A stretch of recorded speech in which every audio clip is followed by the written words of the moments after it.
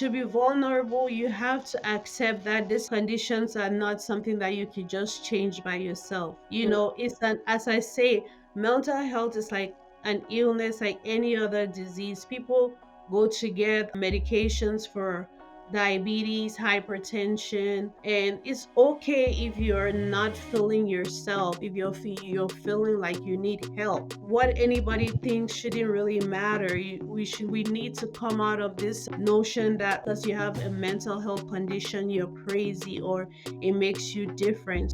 Hello, everyone. Welcome to another episode of Living African Podcast. Before I want to start this conversation, I just wanted to put a disclaimer, a viewer discretion advice that this topic is extremely sensitive and it may be triggering to certain people. I just wanted to caution you as you listen and listen according to your discretion. Today, we have with us a special guest to talk about a very special and important topic in our community. I have here Dr. Danielle Fortingo, who's here to talk about the aspect of being vulnerable when it comes to mental health, especially in the African community. How are you doing today? Good. How are you? I am doing great. Thank you so much. So, I just want us to get straight into it. Can you please introduce yourself to us? Yeah, hi. I go by Danielle. Well, close family and friends call me Marvis. I was born in Cameroon and then I went to secondary school in PSS Mancon. So that's where I met you, Anya, right? Yeah. And then I moved to the United States in 2000 and I went to high school there for about 2 years with my family. Hmm. And then I got into nursing. So I went to Georgia Baptist College of Nursing in Atlanta. And I graduated in 2000, I think 2007. So I practiced as a nurse for 14 years, Yeah. just doing bedside in a whole slew of departments like I did ER, telemetry, but I wasn't fulfilled. I was like, I think I need more. Yeah. So I went back and got a master's in family practice as a nurse practitioner. And then I, I did pain management. I Hmm. did pediatrics and everything, but I wasn't so fulfilled. I was like, ah, there's a big need in mental health. So I went back to school and I got a postmaster's in mental health. And I graduated maybe in 2001. No, wait, Hmm. no, 2021. Yeah. And then, just right before then, it was around the time when the, pandemic started. Yeah. So I was just right on time. So yeah, once I did that, I started my own practice in 2019, where I Hmm. was first seeing patients, doing minor urgent care stuff, doing home visits. Yeah, I was like the doctor in the neighborhood where people could just call me and I would Hmm. do house visits. That was fun. And then the pandemic hit, so I stopped doing that. But with my mental health degree, that was really important at that time. So I started seeing patients virtually. And, that's the story. Right, right. Thank you so much for sharing that. That's definitely quite a journey. And I'm Yeah. glad that we have you here to share a lot of your expertise throughout the years and based on experience. So I just want to thank you for coming through today. So now let's actually dive deeper into certain aspects about mental health, right? So can you please kindly share a few statistics about mental health in our community, especially the African and Black communities? Yeah, so the African American and Black communities, there has been an increase, in the cases of patients having mental health. There's been an increase within the last year. It's gone from like 13% of the population to about 16%. Right. That's a big jump. So yeah, there are a lot of cases, and that's just the ones that we know of because a lot of people, don't want to seek help. Yeah. That's one of the issues. Yeah, that's quite interesting. And I'm very Yeah. sure that those numbers have drastically increased also due to COVID because Yeah. I remember during the lockdown, people were just going crazy. And Yeah, there were a lot of reports about, it affected a lot of people's mental health. I mean, no yeah, matter how strong you are, being enclosed in a place for like months and months, like it actually takes a toll on you, because that's not how we humans are wired to be. We're wired to be interactive with other people and not just isolated. So I would only imagine that those numbers actually skyrocketed due to COVID. But what other factors are there that could affect these high numbers in cases of mental health? you know, as I said, it's a lot. With that jump, as you already stated, is due to the pandemic. A lot of people were just, not used to staying at home for this Yeah, long, extended amount of time. And then also they were like losing their source of income and just, yeah, a lot of stuff was going on. So, yeah, there will be, obviously that's why the cases went up. But yeah, also, people have minor medical conditions and then they are not able to seek help. So eventually, it's gonna get worse. And then obviously, you see that there's that increase yeah, it in it. manifests into mental health. It's yeah, for sure. Right. Someone might start like having maybe just anxiety or something like that, then it just progressively gets worse if they are not seeking care. So the most important thing is that people need to be comfortable to seek help. As I said, there's a lot of stigma in our community where people have mental health issues and they are afraid of seeking help because they are determined, they are looked upon like, you're crazy or, you're unfit for the society. So they don't want that kind of diagnosis on their profile. So they'll just rather stay, and deal with that situation quietly. Yeah. And that's why, we've been seeing a lot of cases where, there's an increase in the suicide rates in our community, especially with teens from the age like from between age 11 and 17. Yeah, there's a really big high. There's a risk like I say about 11% jump Hmm. during the pandemic. So yeah, so that's the most important thing to note. Yeah. Right. Thank you so much for sharing that. And definitely, we're going to dive into that aspect of mental health and the lack of Mhm. vulnerability, especially in our community. But Yeah. before that, can you kindly explain to us certain mental health diseases and what to look out for? I mean, I know you already mentioned anxiety, we have depression, we have suicidal ideation, and even like the extremes when you go to the psychotic aspects of it. But can you please just share with us certain things to look out for, like symptoms or risk factors? The most common ones that obviously for the mental conditions that we see, mostly we have anxiety, depression. Then we have mood disorders where obviously with anxiety you start having like your heart is racing, your breathing really, yeah, you're perspiring, you Yeah. can't really hold your breath. You feel like somebody's sitting on your chest, obviously. You're just anxious generally. And then there are also different anxieties, like different things can trigger it. So some people, it might be being in a crowd. Once they go out, that's more like social anxiety, where once they go out, in a crowd where there are people, not even like a necessary big crowd, just being around people, they just start to like, your heart rate goes up, your heart Yeah. is beating really fast, sweaty hands, obviously, and you're just becoming shortness, you're short of breath and stuff like that. So yeah, those are symptoms to watch out for. And it's like when you have these symptoms, you can't really control them.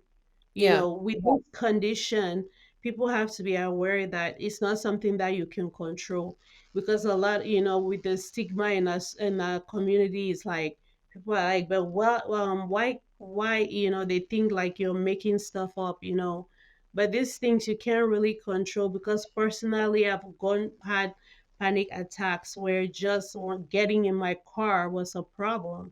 And for a while, I thought that, I was like, I had this severe mental stuff until I had to, seek help myself, see a psychiatrist. But those things just happen in your brain. Sometimes the neurotransmitters just get out of whack. So those are, it might be a lot of factors that cause that. So Mm-hmm. you can't really control it. Like, yeah, so you have to seek help. And then we have mood disorders. No, I'll go with depression.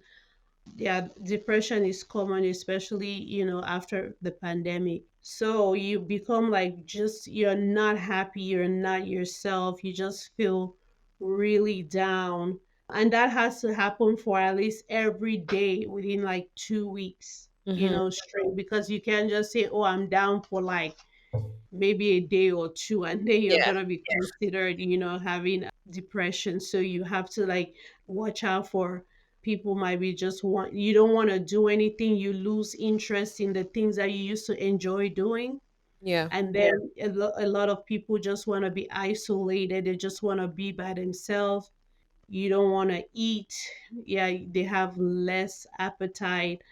And then some people might want, they want to eat, they just keep eating, but it's so weird. So it's either way, Yeah. major changes in their mood. And then the sleep, they want to, some of them want to just sleep all the time and just be isolated. Yeah. Mm-hmm. And this has to be like every day for like 2 weeks. Yeah. Right. Okay. Yeah. So Perfect. those are like the common symptoms. And then sometimes some people are like, they are very short tempered. Those could be also another symptom where they just don't want to, very impatient and just want to be left alone. So yeah, those are things that people need to watch out for. Thank you. And when does it come to suicidal ideation? Yeah, so yeah, that's something that we assess for too. That's the first question we ask, patients, like, have you had the thought that you want to hurt yourself, or have you tried to hurt somebody? Because when you're that sad, it's like just this doom of sadness in you where you don't even know where it's coming from, you can't control it. So yeah, that's the first question we ask, then and it can come at any time Yeah. once you're diagnosed with depression. Yeah, so it comes Yeah. at any time. So those are the things that you have to watch out for. The person is going to want to isolate themselves, and then when they're by themselves, they start having like all this doom feeling, and then eventually they might want to hurt themselves. So obviously we try to make sure that at least we're in contact with, that's why it's important for family members to check on their family, Mm-hmm. just not to leave people isolated, especially during this time where they are going through such symptoms. You have to closely watch, monitor them. And then I also try to come up with a plan where I'm gonna, discuss with your family member that is with you most of the time, to make sure that they are checking on you and everything like that, Mm-hmm. just to make sure that they keep an eye on you. And then if they notice any change, then they can contact me. Yeah. Because yeah, a Yeah. lot of people just, you can't, like, as I was telling you yesterday, is it okay to share like an experience I got recently? Oh yeah, you can. Yeah. So I had a patient who was like, I've been seeing for a while now. She came in, she had depression, but after, at first she didn't want to be on any medication. So Mhm. I talked to her, just from getting all the information from her, because she felt like, she growing up, they say people who have all these mental health issues, they are like crazy, and she's not used to taking medications and stuff like that. So I told her, like, this has been going on for at least 6 months. Yeah. So, I advised her, like, okay, we're gonna, you should take this medication. You're not gonna be on it for the rest of your life. Hopefully not. Mm-hmm. The goal is just for you to be on it short term, and then we'll see how it works. And then obviously she was in therapy. So I said, between therapy and the medications, you may not have to be on it for that long. So she was doing really well. One of my best patients, I'm telling you. So Mm-hmm. it just came like a shock to me that one day I just got a message from her therapist saying that she had been having these suicidal ideations and all these thoughts. And I was immediately worried because she had been like fine, talking. So I gave her a call. Actually, it was in the evening, like after business hours. I called her just to check on her because she had stated in therapy that she was having those thoughts. So she said, yeah, she was feeling better and that she had spoken with her mom, because one of her also the issue was she said her mom, how she was having with her parents were not like getting along. I think her parents were divorced, so she had some like issues in the past that she wanted to address it. So she had spoken with her parents. They were willing to go get therapy. So Yeah. she said, yeah, she was starting with her mom. So I was really excited for her. But I said, since she had been having those thoughts, I'm just gonna add something, some medication to help with her mood, because I didn't want to take any chances. So I ordered her the medication. And for some reason I kept checking on her like throughout the day, making sure that she had picked up the medication. Mhm. And prior to that, she had been on two different meds. I checked on her like later on that night to make sure that she had gone to pick up the medication, and she stated the pharmacy was closed and she was going to go in the morning. Mhm. So in the morning, I just kept having this nudging in my my spirit the whole day, like, you should check on her. And so I got busy seeing other patients. I was Usually the protocol is, yeah, I could start her on a medication, and then obviously I'll follow up with her in about a week, A because those week. Yeah. medications at least take a Takes little time. time to work. Yeah, Mhm. so it's not gonna be right away. But for some reason I just felt like I kept just getting this unction, like you need to check on this patient. So I just kept pushing it off. So about 6 p.m., I just decided to send her a message like, I hope, how are you feeling? I hope that you picked up, the medication that I ordered, and how are you feeling today? How was the therapy? Just trying to get an update on her situation, just to make Mhm. sure. And yeah, she sent me a message back stating that she has taken all of her pills, like all her medications, and that if I called her back, she wasn't gonna answer me. Yeah. Right. And for those who don't understand, all her pills, not like all the meds that she's supposed to take, like she Take took entire the bottles whole of every bottle. So single she took medication. the whole bottle of medications that I gave her for that day, and then the other ones that she had been on. Yeah. So the other two. So I mean, I looked at my phone. I froze. I didn't even know what to do. Like I felt like I was asking myself, was she pranking me? But I just so immediately I didn't even think I could go into my computer system and pull up her address to like call 911, because I Mhm. was just so overwhelmed. Or it just came to me, I should call her therapist that I spoke to the night before, who had informed me of her having those ideations. So Mhm. I called her. I said, a mutual patient. I texted her to check on her, and this is the message I got. So she said, okay, I'm gonna call her mom, because she just had the session with them the night before, and she was doing great. They have Mhm. made progress. So she called the mom, and the mom, she doesn't live with her mom. She lives in an apartment by herself. So her mom quickly, she and the therapist called the ambulance. The mom called the ambulance and then told them her apartment information. And then the mom, also drove over to the apartment. So when her mother got there, the door had been broken down. Then she saw like the pill bottles on the floor, and then she saw a little like vomit. Mhm. And then she was freaking out, wondering where her daughter was. She couldn't find her. So she had to call like different hospitals around the area. And then well, this was a story I got after, because when I called the therapist, told me like, oh, I've told the mom she's called 911, and then she's heading over there. So this was like an hour of, oh my God, agony. I'm like, Jesus, I just, kept really praying. I'm like, this Yeah. is the worst thing I've ever experienced. So Yeah. finally the therapist said, okay, she gave me the mom's number. So I also was blowing her mom's phone, calling the patient. Nobody was answering me. So by this time, I was just like praying and just hoping that everything was okay and that this wasn't true. So later on, the mom called me around 11 p.m. Mm-hmm. because I've been sitting by the phone, like waiting, Yeah. So the mom said, okay, she's alive, she's fine. That she had taken, I think, 273 pills. My God. Yeah, she had taken all the pills. Like, I mean, the thought in my head was like, this patient had all these bottles of medications with my name on it. Oh my Like God. that was a nightmare.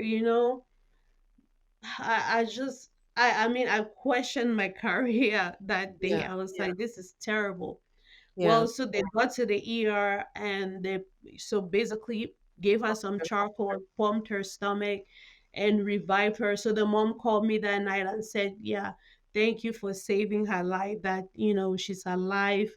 They are giving her care and stuff like that. Wow. Yeah, that was really scary. I Yeah. mean, yeah, but that's just to tell you how serious this condition is. You Yeah. cannot judge, just from looking at somebody. I just spoke to her that night. She was fine. Like, I'm telling you, the least of my patients that I would ever think would do such a thing. So that was a wake up call for me. And I'm just so grateful that I just kept having the nudging to do it, because not like, who is gonna text your patient at 6 p.m., Yeah. to say how you doing, or yeah, it was Yeah. just, yeah. Yeah, that's crazy. Thank you so much for sharing that story for sure. And Yeah. we definitely will circle back to that story eventually Yeah. to, talk about when we're talking about suicidal ideation, because that's Mhm. definitely something that we need to have open conversations about in our community. Now, going to the aspect of vulnerability, those are one of the factors that make your patient hesitant to even seek therapy, right? What does it mean to be vulnerable? Because I really want to go to like the very start of everything. Like, I want Mhm. our people to understand what it means to be vulnerable, especially when it has to do with mental health. I mean, to be vulnerable, you have to accept that these conditions are not something that you can just change by yourself. Mm. It's as I say, mental health is like an illness, like any other disease. People go to get medications for diabetes, hypertension, and it's okay if you're not feeling yourself, if you're feeling like you need help. What anybody thinks shouldn't really matter. We need to come out of this notion that because you have a mental health condition, you're crazy, or it makes you different. We need to start putting it out there, because people are dying slowly. And if you don't seek the help that you need, then you're going to start depending on other stuff to help resolve those issues, like drinking alcohol or smoking, substance abuse, which, like, using opioids and Yeah. other stuff to cope. So which even makes it worse. So we just need to you have to be vulnerable. And I also, because it's part of a culture where people are so judgmental, they talk about you and, gossip. So a lot of people are just scared Yeah. of, finding that person to confide in. So I just, like, as a community, we should be aware of that and just be nice and patient to people, Right. and yeah, listen better, listen to people. And if you want to tell somebody something, tell them nicely. You know how back home growing up is like, people are just so direct and, tell you how it is, but Mm. you don't know what people are going through. People are like stressed, and yeah, life over here is not the same thing like back home. So I just feel like people need to be less judgmental. Yeah. Yeah. Thank you for sharing that. I like what you said about being vulnerable. It means accepting. You have to start by accepting that there's a Yep. problem or there's an issue, right? And a Yep. lot of us in our community, especially in the African community, it's just hard to accept certain things. And from my own personal research and knowledge, or rather experience, a lot of people, first of all, in our community, especially coming from Africa, we're not Mm-hmm. used to diseases that you don't feel, that don't communicate with you, like the Um, non-communicable diseases. It's not something that, it's quite common in our community. Like, it's common, but it's not something that mhm. we're knowledgeable about, because we're Yeah. used to, when we consider someone sick, right? Mm-hmm. We consider sickness as something that you can Yeah. feel, Oh like yeah, you could pain, you feel feel like fever, discomfort, pain. fever, like the Yeah. visible symptoms or the Yeah. physical symptoms, right? Like we Mm. do not consider the physiological Yeah. and psychological symptoms. Yeah. So Yeah. that's definitely something that we have to do a great job at sensitizing our people more about, that Yeah. you can be sick but not feel pain. You can That's right. actually feel emotional pain, or you can Yeah. have a mental issue. Like when something doesn't feel right, it most likely is not right. And I feel like those are one of the factors that contribute towards making a lot of Africans especially not accept that they have a problem. They just think, oh yeah, Oh yeah. I mean, this is just something, they minimize it. They think it's going Mm-hmm. to go away, and then it doesn't go away, and then before you know it, we see people taking their lives. We see people going Yeah. crazy on the streets because Yeah. it just did not accept that. Now, to me, I believe another factor that determines the lack of vulnerability in our community, as you mentioned, Mm-hmm. is just that judgmental Mental. aspect, Yeah. Yeah. cultural system that has been Mm-hmm. created in our African community, which Yeah. caters to people who are being judgmental, you know. Yeah. And most of the times, actually, a lot of people just throw out loose words or careless words without even Yeah. knowing, they Without don't even knowing. have that emotional intelligence, like, hey, if I Yeah. say this, maybe it's gonna hurt this person, or so Or yeah. just that aspect of Be being nice. judgmental. Yeah. Yes, it Just shuts be a lot of people gentle down. with people. Yeah.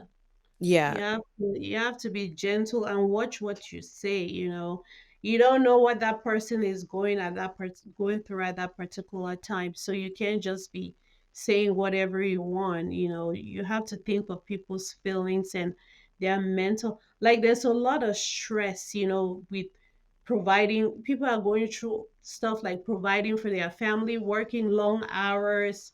I mean, a lot of other factors. And then just with the fact that mental health, mental health illnesses is higher in the African American population as a whole, hmm just from genetics and all the other factors, so historical that, traumas. yeah, trauma. So yeah, I mean, slavery, just Yeah, imagine. I yeah, mean, always what are always looked upon like we need to work harder, other like at your pressure. job, yeah, exactly. Going to work, you have to, they're always looking over your shoulder. So all those things will eventually get to you. So we have to really be careful how we treat people. We just have to listen, and then also observe people, like people, their ways of acting around you is gonna change. Yeah, You're gonna notice it.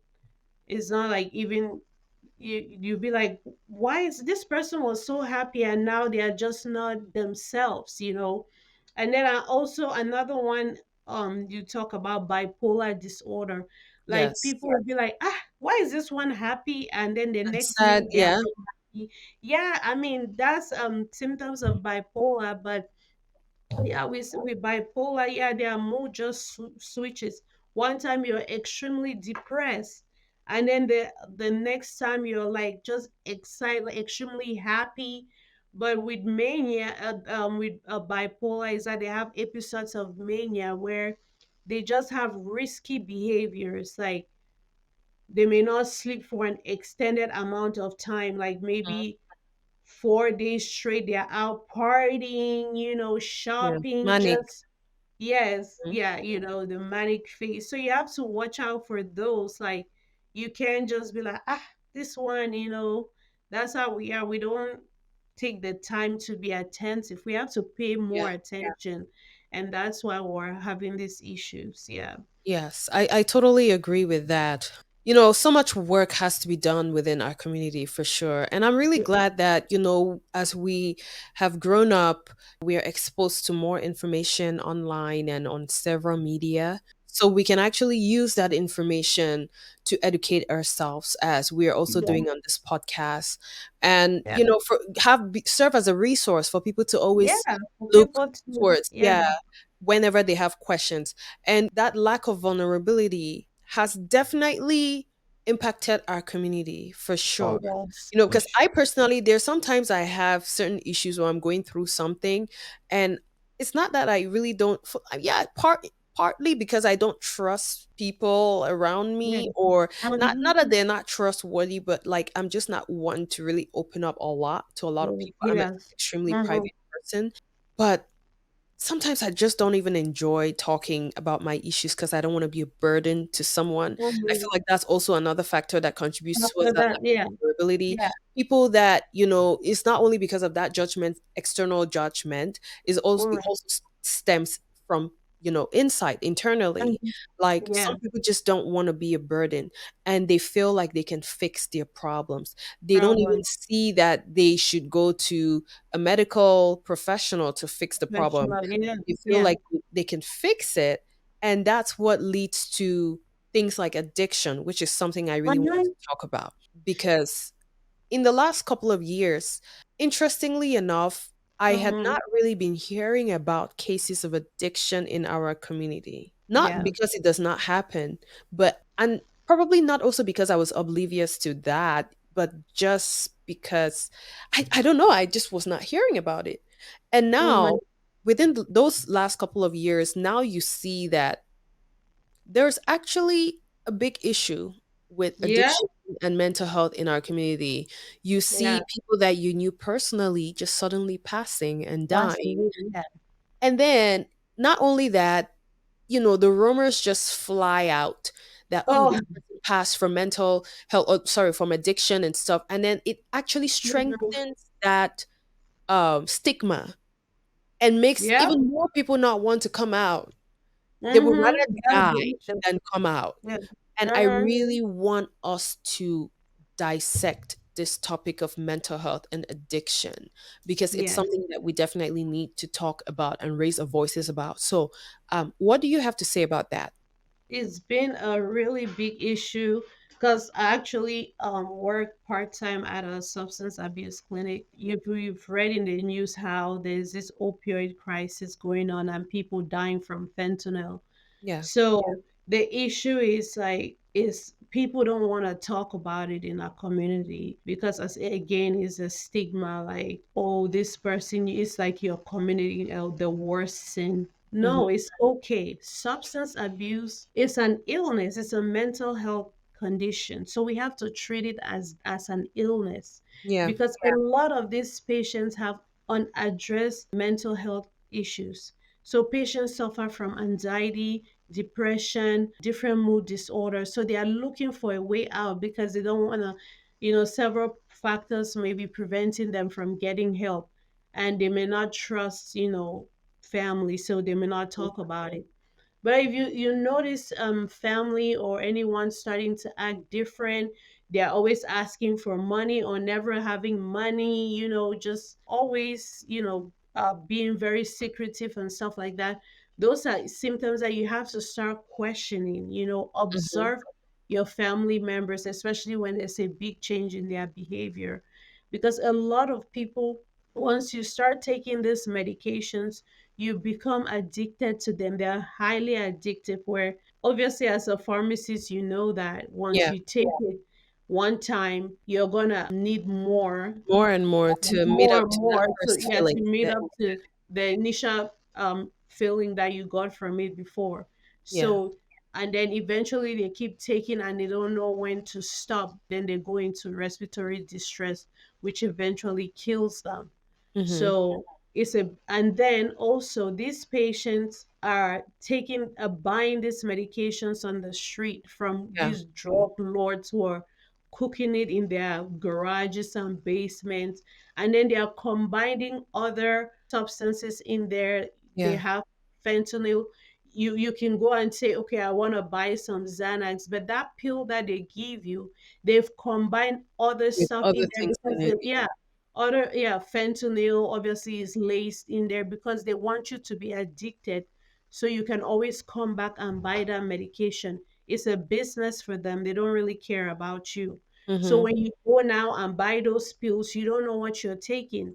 So when you come back now and take the medication whatever way you take it, some people swallow it or shoot it in their veins or whatever they do. Then they want Yeah. more, and then their life is so consumed about how they'll get their next fix.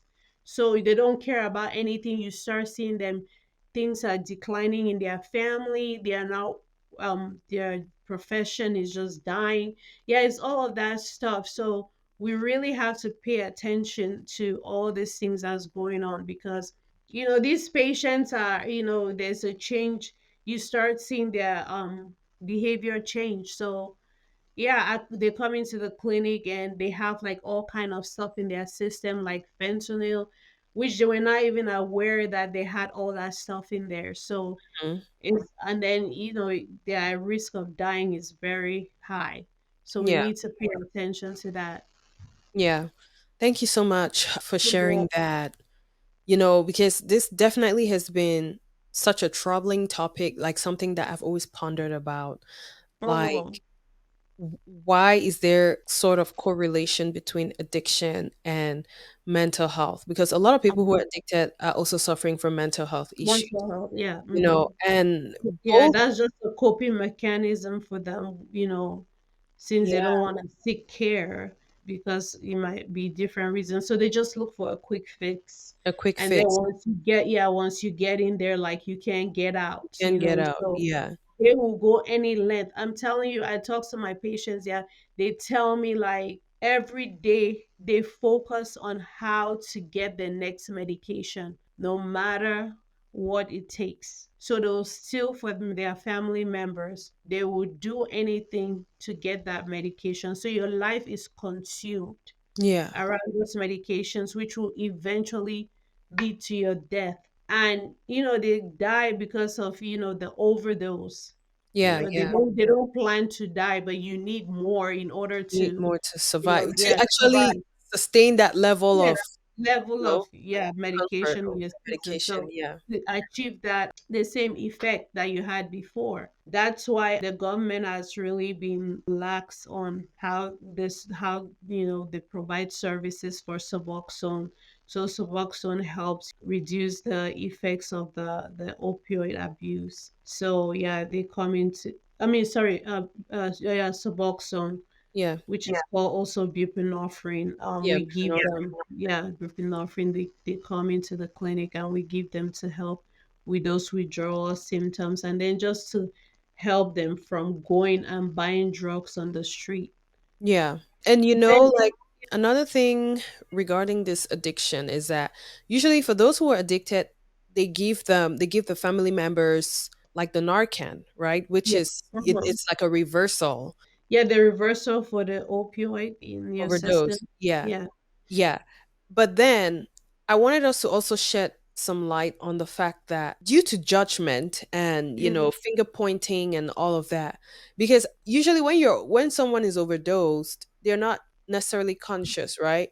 It's someone else that has to give them the Narcan. And in order for that person to know that they have to give you the Narcan, then they have to know that you're an addict, right? Yes. Yes. So let's touch on the fact that, and also on how we can help our loved ones by Uh-huh. accommodating an environment where they can open up to us and confiding Mhm. us about that addiction, so that when they're at risk of death, we can actually be They there help. to help Yeah. them. Yeah. Yeah. Yeah. So I tell my patients, like, you have to let your family members know that this is what you're going through. I mean, it's a hard topic, but I tell them, if you want to stay alive, because once you abuse substances, yeah, you can come to me. The Suboxone is just a tool, but the risk of getting into relapse means going back to what you're doing is gonna take time. And sometimes it's like back and forth. Like, we can go, you're doing fine for like a month, and then you might have something like in some kind of stress trigger you, and then Hmm. you can go back to taking the drugs again. So it happens all the time. Yeah. So sometimes they even combine all the different drugs in their system, and then the family goes and finds them unconscious. So I tell them, like, we need to be able to talk to your family member that is at home with you all the day, all the time. Even people who have like roommates, just Hmm. educate them, like, okay, this medication is for, the drugs that I'm taking. So if you find me unconscious, just spray it in my nose, and then that Mhm. should reverse the effect of the, drugs in my system. Because a lot of people have died Yeah, just because the family members didn't have the Narcan nearby to give it to the patient. So yeah. Or they didn't if even know to give it to them because they didn't yes, even know that the person was they didn't know that addict. a person, like a lot of patients don't want to tell their family or even want their spouse to know. But I'm like, we have to, come into an agreement. Like we have to shed a light on this because if you want our help, then this is what we have to do. I just encourage people, like, be patient with your family. You have to know that this is a disease. They are not doing it because Yeah. they want to. It's yeah, it's They're not very doing it because they are irresponsible, because yeah, it's in our not. I community, mean, it's like drug yes, addiction is synonymous to irresponsibility, which does no, not make no, sense. no, A no. drug addict is Yeah, actually sick, is a yes, patient. it's an illness. Like my patients, I have doctors, lawyers, Oh nurses. yeah. I mean, all sorts of people. Pharmacies too, Yes, who are I addicts. mean, I Yeah. just had a patient who was just a nurse, and he had an ingrown toenail, Hmm. and he said he was in so much pain, and then somebody gave him a pill, an oxy, and he took that. From that day he liked it and he started taking it, just little stuff like that. Yeah, Hmm. so we have to work with him in the program so he can stop, going and buying it on the street. But Hmm. it's just little mistakes that happen, and it's in the African community too. So he's an African, no, I black person. I don't Yeah. want to be like African, but it just happens. So we have to be open to having this discussion with our family members, our friends. Give them a shoulder to lean on and tell them, like, yeah, I'm here for you, and just keep the medication. And you can even get it over the counter now. I was researching yesterday. The government is trying to make it over the counter, but I think if you go into the pharmacy, you can Hmm. ask from a pharmacist also. Hmm. That's If the Narcan. yeah, the Narcan, yeah, Yeah. you can get it from the pharmacy once you have somebody that is using drugs. Yeah. And yeah, Yeah, I mean, I totally agree with, your plea to our community to be more open on both yeah, sides, from both sides. Please confide, find someone, just one person. It doesn't even have to be a yeah, family member, just someone that's close to you, and tell them about it. And also from our part as family members on the outside, please let's try to be be be softer and more welcoming to these conversations, mhm, because they're very important, and it's very yeah, important for us to even start those conversations with kids when they're yes, young, as you because yeah, mentioned, because yeah, there's a huge jump in the number of suicidal ideations, because it's a lot yeah. of parents, a lot of And this siblings. drug use in Yeah. the schools up to Yes. middle school, they are Yes. doing these drugs in the bathroom and they are getting introduced to this stuff. Yeah. My daughter tells me all the time people are doing drugs and vaping and all of that. That's where it starts. These kids are going and selling these drugs at the schools, and the parents don't know, Yeah. and they hide it in places I mean, my patients tell me all kind of stories. They hide it in places where people can find it, like in their hairbrush. Those Mm. brushes that the thing come out, Yeah, yeah, the it yeah, pops open. pops out. Yeah, they Yeah. hide stuff in there. I mean, yeah, you have to talk to your kids because they are very skillful. So you have those conversations with them and tell them, like, it's okay. Let's work together to try to see, find out what's going on so we can address it, Yeah. instead Yeah. of always shouting, like, I know. shout. I know, you and know that's very true, because a lot of parents or a lot of family members, they actually Mhm. discover that their family member was a drug addict after death, like during an autopsy, you know, Yeah. and Mm-hmm. it's quite sad, because a lot of those people probably will feel guilty, like, where did I go wrong? Where did What did I I come miss? from? Was I not checking on them enough? So just to avoid all of that and Yeah. to also save lives, I feel like we need to do way better at checking on our loved ones and Loved being very ones and emotionally intelligent. Exactly. Yeah, Like, I talk to my patients, they tell me all the time, they'll be like, yeah, I've died 4 times, but I came back, and it's a sad thing. And then when they're doing these drugs with their other friends, right, this is what happens. When they start going into respiratory distress, yeah, they take them and they go throw them by the dumpster because they don't want to have anything to do with them. Or if you are around the friends that are nicer, they can go dump you by the ear so somebody can find you oh my and then god, take you in. Yes, because if you don't get that help, then you just die right there. So yeah, it's really scary gosh, because that's if their crazy. family is not involved, then they're gonna go find the friends that would hang out with them, and they're all doing the same thing, so they are at risk of being dumped somewhere to die once they start becoming unresponsive. Yeah, Yeah, that's quite so you have crazy. to really. Mm-hmm. Yeah. Yeah, I mean, it's Oof. scary. Yeah, that's really scary. And these are things that, Mhm. I mean, we just like our parents grew up in a different time, we also grew up in a different time, right? And we're Yeah. not as smart. Whether we like it or not, we're not as smart as these kids. We don't know it Yeah. all. We need to Yeah. accept that we don't know it all. And the only way for us to know what's going on in the kid's life is to Mm-hmm. create an atmosphere that's Then conducive enough for this kid to open up. And that's open why up we're stressing the aspect of vulnerability, your now because it's extremely important for us to, it's not only about the person opening up to you, but it's about you creating that environment that's around. Yeah. conducive enough for this person to open up to you. And we have to work very hard at that by having, normal and down to earth conversations with our kids.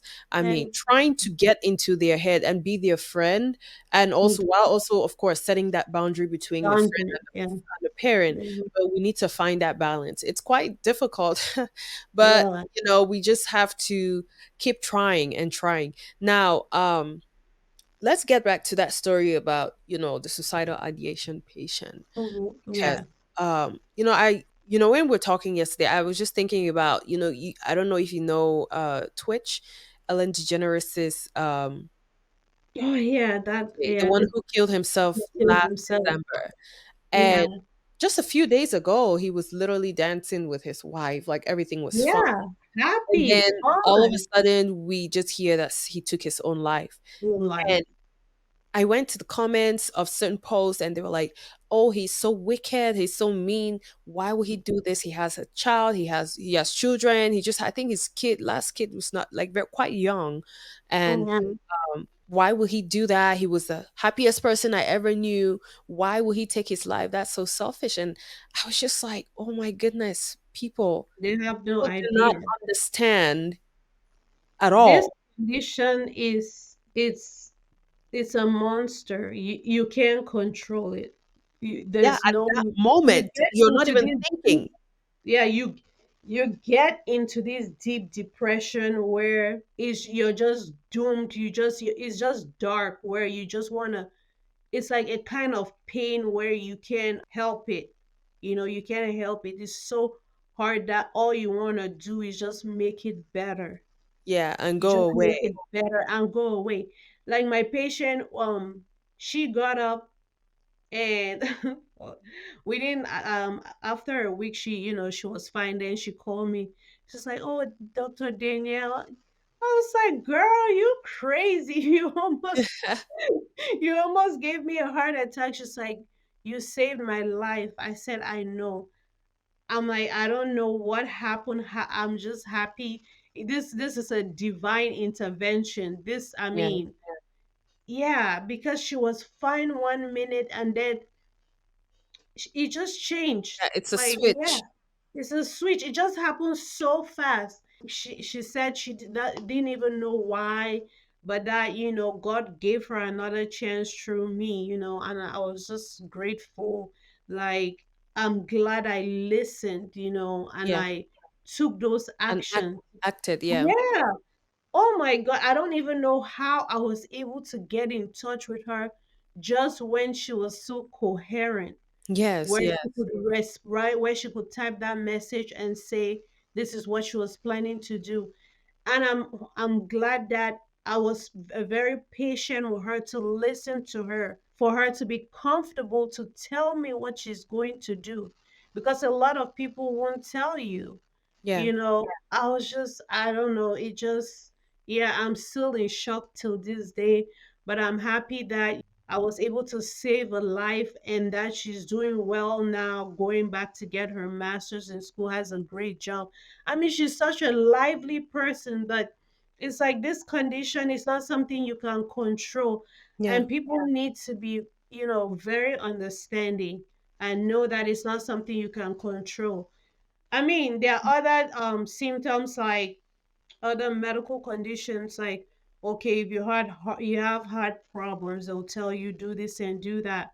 But sometimes with mental health, you might have to try different therapies or a combination of medications until you finally get the help that you need. It's a whole different ball game.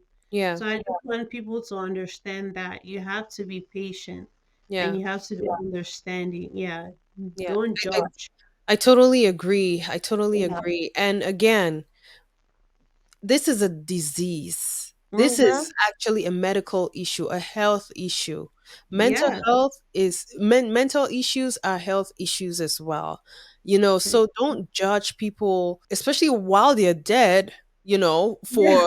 for taking their lives. Right. And then people, instead of us empowering our community and telling people like, instead they want to rub it under the rug and then lie what the person was Was diagnosed. it was Yeah. diagnosed with, yeah, or the person Yeah. like it's Yeah. They don't want to talk about it. They'll tell these lies. No, you have to say that be because open about it. Yeah. yeah, open about it, because by saying that you're saving other lives, Life. a lot Yeah. of people's lives, and then it's okay. This disease is not what you're thinking. It's Yeah. okay. We all have issues.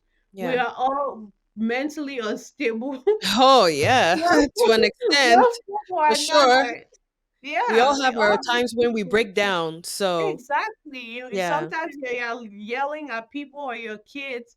You're not doing it because you want, or sometimes you do it and you're like, I'm telling then you, you're you're like like, bro, like, apprehending me. okay, You're chill. like, did I do something that serious? So, it's a whole different ball game, and it's a lot of factors that are contributing to it. So it can happen to you too any day. So you have to, and even happen to your own kids. Yeah. Oh One yeah. issue, one case I heard, this 20-year-old just started dating this guy, and she went out to, I think the guy, they were going out on like to hang out or something like that. And then maybe in like an hour, the cops came ringing the mom's bell, saying that the girl had died because she just started dating this guy who was on drugs. She tried the thing for the first time, Mm. and she went into respiratory distress and died. Oh my gosh. A good kid just sitting at home with her parents and everything like that, and then she goes out, and then I'm sure, she didn't want to make her boyfriend feel like, Yeah, she wasn't being a participating party. or she wasn't Yeah, supporting yeah, him. supporting him or being a party pooper.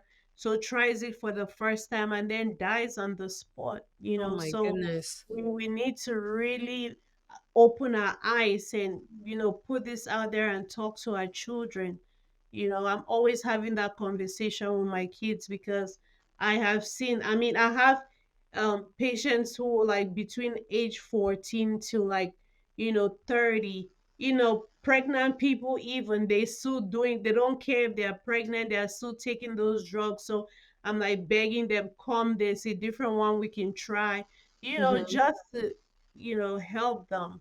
So we have to really be open and talk to people, have Wow. that conversation instead of gossiping and saying wrong things that don't make any sense.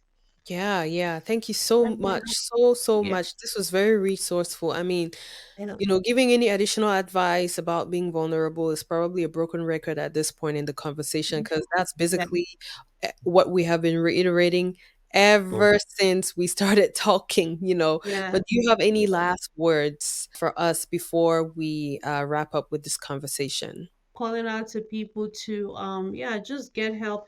especially, since in our community there's a stigma with mental health. Even if you don't want to be on medication, at least try therapy. Yeah. There Oh, are yeah, other ways therapy. to yes, you have talk therapy. You can just, someone you can talk to who is not gonna be judgmental, obviously, and you can always address your issues with them. Just get some help, and be open, at least try. If you feel like it's not working, then there's always backup. Just come up with a plan. Just don't give up, and because it's gonna get worse. So Yeah. that's my advice to people. And for family, I just want you guys to be patient and just kind to your family members, and pay attention to people's behavior around you, and make sure that it's consistent with who they are. And if it's not adding up, just spend time and talk. Communication is important. Yeah. So yeah, those are my and I'm always here if anybody needs, to talk. Yeah, You I can was just gonna ask, how can also, people contact you or support, any yeah, cause that you're passionate about? yeah, I have my own practice where I do virtual visits. Obviously, right now I'm licensed in Texas, where I live, and I do also see patients in Colorado and Maryland. So I Mhm. do virtual visits. So I can always see you. They can always go on my website, www.cameronhealth.com, and schedule an appointment. And then I'll see you. I accept a couple of insurances. I think Cigna, Blue Cross Blue Shield, and Aetna at this point. I want to get, and I also do cash pay. So you Okay. can always reach out to me. Even if you don't have insurance, we can always, come up with a reasonable price. Yeah, I said I'm very open to working with people, just to help people, deal with their situation. Amazing. Thank you. And I'm gonna have all that information in the show notes for those who want to reach out to you. Okay, thank you. So I want to just thank you so much for taking the time to have this conversation with us. It's an extremely important conversation, and I truly enjoyed having this sit down talk with you. Thank you. This hopefully should be an eye opener to a lot of people in our community, and to also encourage us to always be kind to one another, to reach out to our loved ones, to Yeah. be intentional about our relationships, most importantly, because Mhm. by being intentional, that's how we can actually cultivate that emotional intelligence and also realize when there's something that has changed Yeah. in people that are in our life. So, thank you so much. I really appreciate you coming over here, and I Thank would you for just having me. thanks. You're welcome, and I suppose I'll catch you in the next episode. All right. Take care. Bye. Bye bye.